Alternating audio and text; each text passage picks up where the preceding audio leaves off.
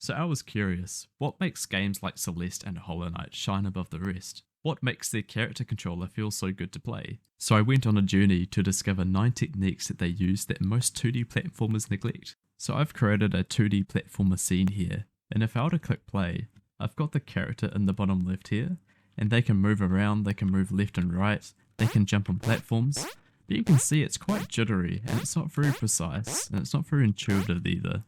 So I'm going to change that with these tips I'm going to implement in the video. So the setup I've got at the moment for the player, I've got the player movement script attached to the player, I've got a collider that is surrounding the player, and I've got the rigid body, which is responsible for all the physics calculations.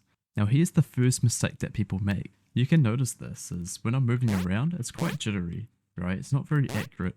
So I'm going to change the rigid body a little bit. The first thing I'm going to change is the collision detection mode. It's on discrete right now, which means it detects collisions every single physics frame. However, if an object is very fast, it might even miss the physics calculation entirely or make it very inaccurate. So I'm going to change this to continuous. What it does is it compares the previous physics position to the current physics position, and it creates a trajectory between them. And if there's anything in between it, then it will detect a collision. So this is far more accurate. So if I were to click play now, you can see it's no longer as jittery. So we've solved one of the problems, but there's still one more change that I can make to make this a lot smoother. And that is on the setting here called Interpolate. What this means is there's a display tick and there's a physics tick. And normally they don't loop at the exact same time. And so if I were to click play now, the actual physics location and the display location is not the same here. So we want them to be the exact same. So how do we do that?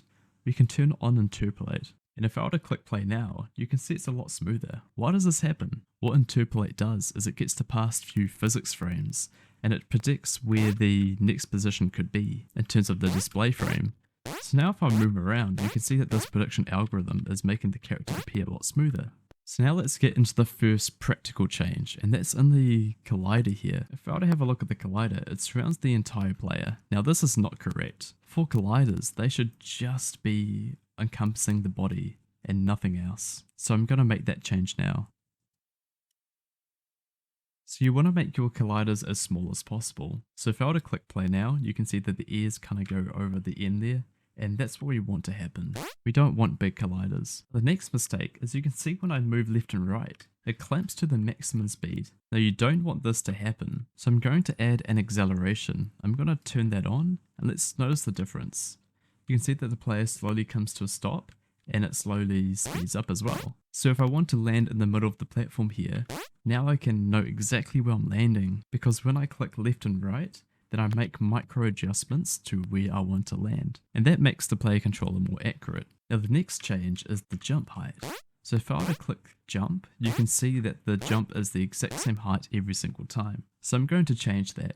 I'm going to enable the jump height modifier. What that means is if I hold jump, then I jump really high, and if I just press jump, then I do a short jump. Now this is done in a really fascinating way. When I let go of space, it increases the gravity before you meet the apex of your jump. So when I let go of space, I reach the apex of my jump a lot quicker and I start falling. Now I'm going to add another change, and that's also to do with jumping. Now the concept is before you meet the apex of your jump, you want to have a lot of control of your character, and when you start falling, you want to confirm where you want to land. So what that means is I want more control as I'm going up. The way I'm going to change this is by adding a rise in gravity. Now when I jump, you can see that the rising gravity is a lot smaller than the falling gravity.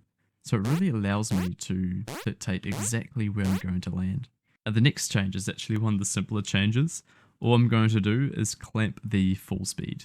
So now when I'm falling, I can now control it a lot better and move left and right. And it's more in tune with my reflexes as well. Now this next one is actually the most important one, and it's really highly used in a lot of games, and it's not just used in this context as well. You can use it in a lot of different contexts. So here's the context. What if I'm jumping and I hit space just before I land? Well, it's not going to go through because I'm not on the ground yet. So I'm going to cue the jump. So if I were to click space here, it's going to remember that, and it's going to check after the next few frames. If I am on the ground, then it's going to jump. Now I'll show you what this looks like. If I were to turn on the jump buffer, that's what it's called. And if I were to click space just before I hit the bottom, then I still jump. Now why is this important? Well, as a developer, my whole role is to meet the expectations of the player. If the player wants to jump as they land, then I'm going to make that happen for them. The best analogy for this is actually a light bulb.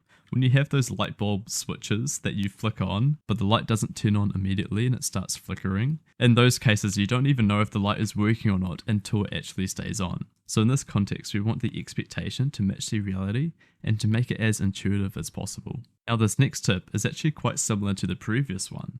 So what if I'm walking off a platform and I hit space just as I leave it? And again, we want to meet the expectations of the player. The player is expecting that they will jump just as I leave the platform, but that doesn't happen. So I'm going to add what's called a Cody time. So as the player leaves the platform, it's going to check if they are jumping and it will still do the jump. So you can see, even though I've left the platform, I can still jump in the air. I'm pretty sure this originated from Looney Tunes, when the characters would run off the edge, but then they'll only fall when they realize that they are actually not on the ground. And that's where the term Cody time came from. Now for this next tip, this is actually the most subtle tip of them all. So this one allows you to have full control over the landing and your mid-air control. So how do we do that? Well, there's two ways.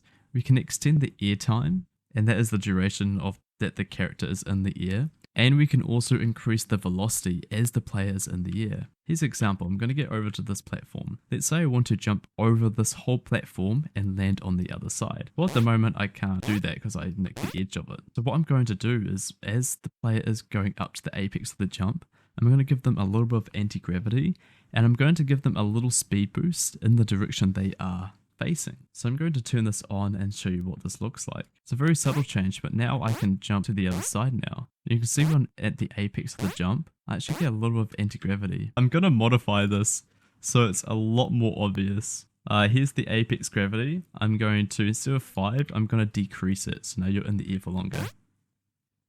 So now it's really obvious. So if I were to jump, you can see that speed boost and that anti-gravity happening. Alright, now I'm going to increase the speed. So let's increase it to like 100. So now when I'm in the air, there we go, you can see that the speed boost is very apparent now. So let's put them all together and compare it to what we had at the start.